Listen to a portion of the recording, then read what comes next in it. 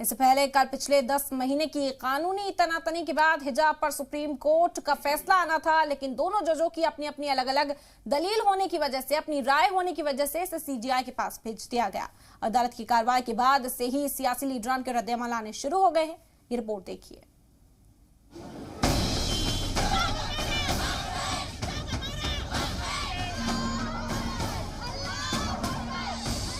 कर्नाटक के उडुपी में एक स्कूल से हिजाब तनाज़ी की शुरुआत हुई थी।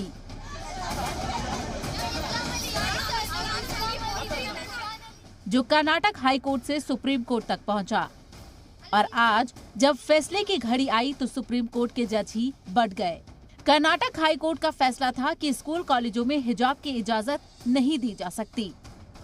इस फैसले को सुप्रीम कोर्ट में चैलेंज किया गया था। सुप्रीम कोर्ट के 2 जज जस्टिस हेमंत गुप्ता और जस्टिस सुधांशु धूलिया को फैसला सुनाना था।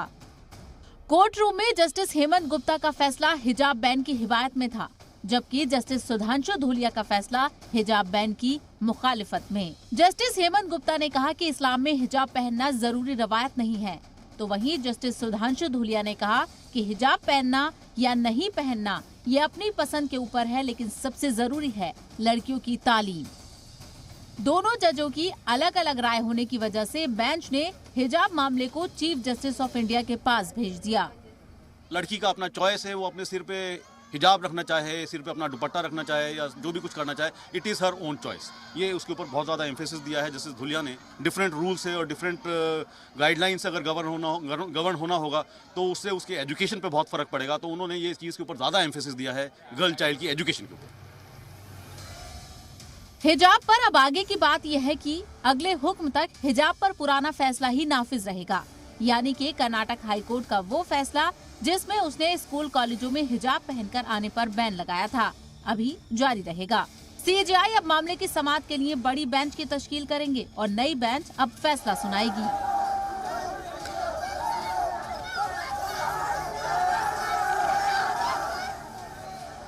ये तो बात हुई सुप्रीम कोर्ट की, अब सियासत की बात करते हैं। AIMIM के चीफ असदुद्दीन ओवैसी ने हिजाब को बेवजह का मुद्दा बताकर कर्नाटक हाईकोर्ट के फैसले को गलत बताया। तो हाईकोर्ट का जजमेंट था वो it was bad in law और उसके कंटेंट में भी वो खराब था और उन्होंने गलत कुरानिक कमेंट्रीज एंड ट्रांसलेशन को इस्तेमाल किया। वहीं समाजवादी पार्टी के MP शफीकुर रहमान बर्क ने कहा कि अगर हिजाब हटाया जाएगा तो आवारगी बढ़ेगी और हालात बिगड़ेंगे। भाई समाज पर बुरा असर पड़ेगा और इसीलिए इस्लाम ने समाज के अंदर बहरहाल ये जब लड़कियां जवान होने लगे तो उस वक्त हिजाब के लिए कहा गया कि चूँकि बेपर्दा रहने से और उधर लड़के भी जवान होते हैं तो समाज का माहौल खराब होता। कांग्रेस और बीजेपी दोनों ने बर्क के बयान की आलोचना की। शफीकुर रहमान साहब पहले भी विवादित बयान दे चुके हैं और निश्चित रूप से दुर्भाग्यपूर्ण है। मैं उनसे स्वयं सवाल करता हूं कि जो देश की माइनॉरिटी की बेटियां हिजाब नहीं पहनती तो क्या वो आवारागर्दी करती हैं? ये लोग केवल और केवल हिजाब के आड़ में इस देश में कट्टरता को बढ़ाना चाहते हैं। इस हिंदुस्तान की राजनीति में 2 शख्सियत ऐसी जिनके बयान पे कुछ भी बोलना बड़ा मुश्किल हो जाता है, जैसे बख्श साहब, वैसे विज साहब है, अनिल विज जी, हरियाणा के गृह मंत्री, वो पता नहीं किस टकसाल से निकालकर कौन सा बयान ला दें। आज उनका है कि हिजाब नहीं लगाना चाहिए। हरियाणा में बीजेपी सरकार के वजीर अनिल विज के ट्वीट की भी अपोजिशन मजम्मत कर रहा है।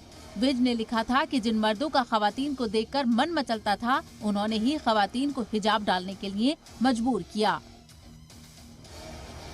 ब्यूरो रिपोर्ट, जी मीडिया।